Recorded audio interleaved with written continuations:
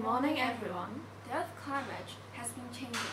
This year, 2016, from January to September, is the hottest period on record. The global temperature has raised for 0.89 degrees Celsius, above the 20th century average, and the global sea level has been raised for about 17 centimeters. Great climate change leads to global warming and sea level rises. As a result, Earth's cryosphere is suffering from climate change. So what's the relationship between the climate change, sea level, and the cryosphere? And what exactly the climate change is? Today, we have invited two honorable professors to talk more about it. CFC synthesis compounds emit in the industrial origin, but now regulated in production and released to the atmosphere by international agreement.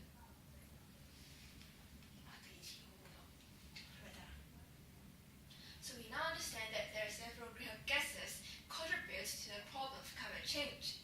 May I ask how human activities affecting the emission of greenhouse gases? Sure, on Earth, human activity are changing the natural greenhouse. Over the last century, the burning of fossil fuel like coal and oil has increased the concentration of atmospheric carbon dioxide. This happened because the coal and the oil burning process combines carbon with oxygen in the air to make carbon dioxide. Besides, the cleaning of land for agriculture, industry, and other human activity has increased concentration of greenhouse gases. More than 90% probability that human activity over the past 50 years has warmed our planet. The industrial activity that our modern civilization depends upon has rises atmospheric carbon dioxide levels from 280 parts per million to 400 parts per million in the last 150 years. The panel also concludes there is a better than 90% probability that humans produce greenhouse gases such as carbon dioxide, methane, and nitrous oxide have caused much of the observed increase in Earth temperature over the past 50 years. Thank you, Professor.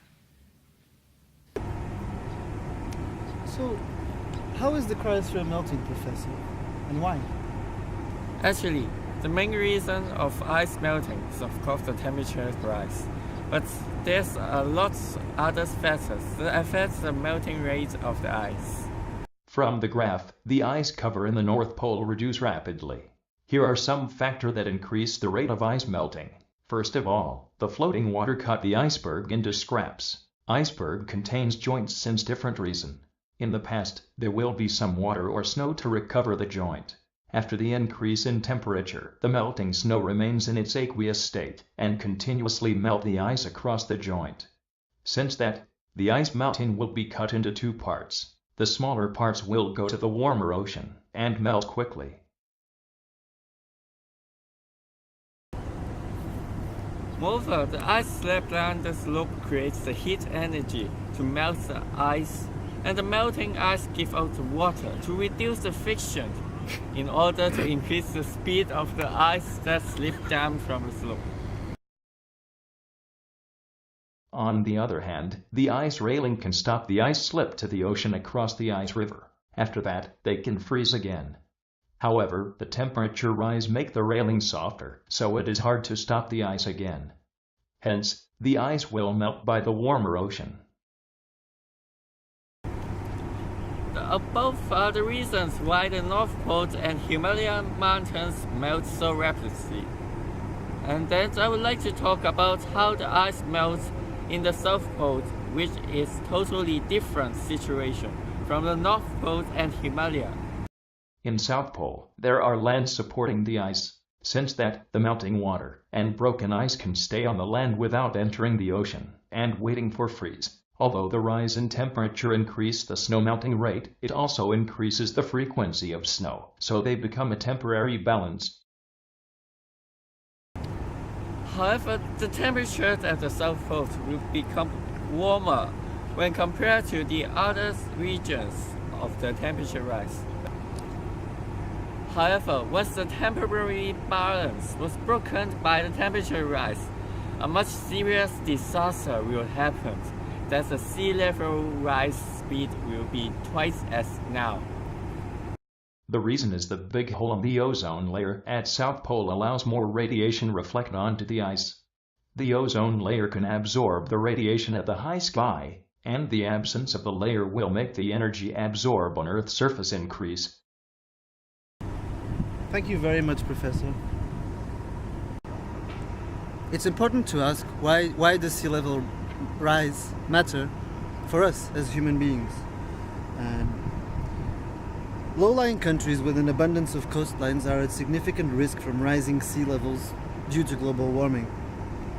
According to data by the World Meteorological Organization, the water levels around the Philippines are rising at almost 3 times the global average, and this is due partly to the influence of trade winds, which push the ocean currents. On average, sea levels around the world rise about 3 centimeters every decade. However, in the Philippines, these are projected to rise between 7.6 and 10.2 centimeters every 10 years. So rising sea levels as a major impact of climate change pose a great risk for coastal regions because they create more frequent and intense coastal flood events. At the same time, the severity of these impacts is not only determined by environmental factors but also by human decisions. And that is why we have to think of what adaptation measures we must take and how efficient they are. So even when temperatures stabilize, sea levels will still continue to rise for generations to come. So in addition to the preventive measures that we need to consider, therefore, in addition to the mitigation of greenhouse gas emissions, additional adaptive measures and preventive measures must be considered to help coastal regions, especially in transition and developing countries, in order to adapt and limit the damage costs. We all know that humans have the responsibility to solve the problem, but are we doing something right now? Yes, we have. For non-governmental organizations, we have first the International Law and Sea Level Rises Committee to study the possible impacts of sea level rises and implications under international law on impacts on statehood, nationality, and human rights. Human activities are one of the main factors that contribute to the climate. To solve the problem, we humans must change right now. Some of you may wonder, does it really matter if we change? The answer is definitely yes. If we do not change our habits, like using the disposal plastic products or keep using a large amounts of fossil fuel, it is predicted that the amount of the greenhouse gases will increase and higher the global temperature will be.